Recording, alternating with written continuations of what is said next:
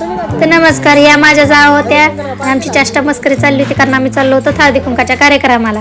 त्या दोघींनी काठपदराची साडी घातलेली आणि मी आपली पार्टी वेअर घातलेली. म्हणून ह्या म्हणल्या, ताई तुम्ही काय पार्टीला चाललात का? नाही बाई म्हणलं, तुमच्यासोबतच मी पण हळदी कुंकालाच येणार आहे. तर ह्या होत्या आमच्या सासूबाई आणि हे त्यांचं घर होतं.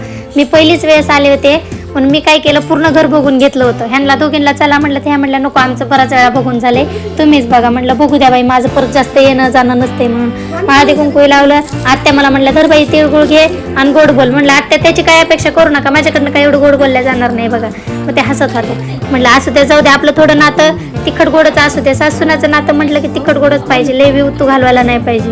मग आम्ही मस्त फोटो काढून घेतले. त्या म्हणलं थोडं साईडला सर बाई, आपले वारकरी मंडळी पण आले पाहिजेत आपल्यासोबत. म्हणलं घ्या बाई. मग त्या म्हणलं चला आता आपण दोघीचा फोटो काढू. म्हणलं तू काय सारखं सारखं येत नाहीस, ह्या दोघी असतात म्हणल्यासारखं. म्हणलं असू द्या, चला, सासूनाचं प्रेम कुठं तरी दिसलं पाहिजे का नाही थोडंफार. मग तिथून आम्ही निघलो होतो दुसऱ्या सासूबाईच्या घरी हळदी कुंकाला. तो कार्यक्रम ओळखून आम्ही बाहेर आलो की यांच्या गप्पा चालू झाल्या की माझं बालपण, इथं आम्ही शेती करायचो, ह्याव करायचो, ट्याव करायचो चालू होतं. तोच ऐकत ऐकत आम्ही दुसऱ्या सासूबाईच्या घरी आलो. ह्या होत्या आमच्या आजी सासूबाई आणि आम्ही आल्याबरोबर त्यांच्या पाया पडून दर्शन घेतलं, खूप सारा आशीर्वाद घेतला आणि मग आमच्या गप्पा चालू झाल्या. गप्पा कुणाविषयी होत्यात, आमच्या आहोंविषयी गप्पा चालू होत्या. त्या सांगायच्या बालपणी कसा होता, कसं नाही, आता मोठं झाल्या का, किती कष्ट करतोय, हे असं तसं चांगल्याच गोष्टी सांगत होत्या ह्यांच्याबद्दल. मग त्या गप्पा रमत रमतच आमचा हळदी कुंकाचा कार्यक्रम साईडला राहिला होता. मग ते पटकन उरकून घेतलं कारण मी बाळाला घरीच ठेवून आलेले होते आणि ही होती माझी जाव. यांच्याकडे आम्ही हळदी कुंकाला आलेलो होतो. तर आता बाळासाठी मला लवकर घरी जायचं होतं. हे आमच्या आत्या होत्या.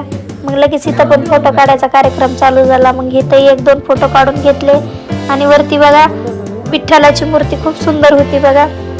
हे करून इथला कार्यक्रम करून आम्ही बाहेर आलो. तर एक आजी आम्हाला बाहेर भेटलेल्या, तर त्या म्हणल्या आम्हाला जाता जाता त्याच साईडला जायचंय तर सोडा.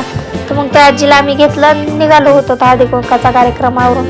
तिथला कार्यक्रम झाला तोच आम्ही अजून दुसऱ्या सासूबाईंच्या इथं आलेलो होतो. तर कारण एकेच दिवशी यांनी कार्यक्रम ठेवलेला होता.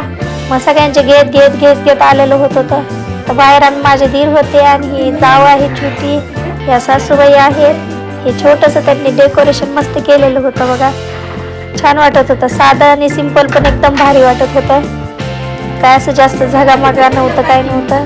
इथं पण आमचा फोटोचा कार्यक्रम झाला होता. लगेच कुठेही गेलं तरी फोटो काढायचे, आम्ही काही सोडत नसतो. तर मग तिथला पण कार्यक्रम उरकलो आणि निघलो होतो.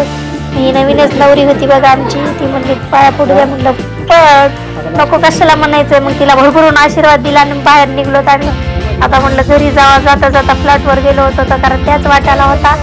मग तिथं पण पाहिलं थोडा, आता अंधार असल्यामुळे काय दिसणार आहे, पण बाहेरूनच बघायचं, आपलं मनाची शांती करायची. चला बाबा, आपलं पण घर कधी होईन असं वाटतंय का नाही सगळ्यांनाच. मला नक्की कमेंट करून सांगा कोणाकोणाला वाटते तसं. मग लास्टचे सासूबाईचं घर राहिलं होतं. मग तिथलं पण कार्यक्रम उरकून घरी आलो. तर आता घरी आल्याच्या नंतर टेन्शन आलं. तर फिरायला मज्जा वाटते, पण आता घरी आल्यावर स्वयंपाक कोण करीन आणि काय करायचं. तर येऊन बघते तर काय आमचे भाऊजी स्वयंपाक करत होते. त्यांचा बेत होता नॉनव्हेजचा. त्यांची तयारी झालेली ती बिर्याणीची. मग ते आले माझ्याकडे बघायला लागले. चांगले म्हणले, वहिनी फिरून आलात मस्तपैकी, खा म्हणले आता आमच्या हाताचं. कारण मी तर काय नॉनव्हेज खात नव्हते, त्यांना माहीत होतं. त्यांनी त्यांचीच तयारी केलेली होती. पण म्हटलं चला जाऊ दे, तेवढाच आपल्याला आराम मिळाला. ह्या माझ्या सासूबाई होत्या, दिवसभर काम करून दमलेल्या होत्या वाटतं. ती पायाला चोळत बसलेल्या होत्या.